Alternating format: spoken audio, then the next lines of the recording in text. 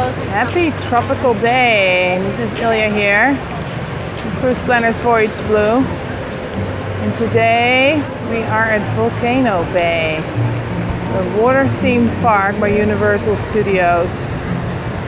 There is a beach, there's different rides, you can rent cabanas. Wonderful day to spend. There is a ride coming out of the volcano where you drop 125 feet.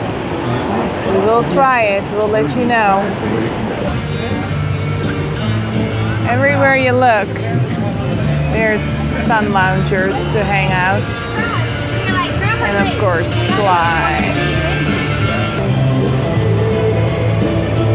It's the backside of the volcano where you climb up to go to that 125 feet or 33 meter slides.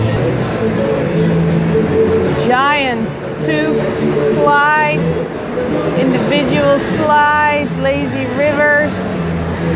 Well, we'll see you on the other side of Volcano Bay. We're gonna have fun now. If you're interested, let me know. This will be fun to book for you. Have fun. Aloha.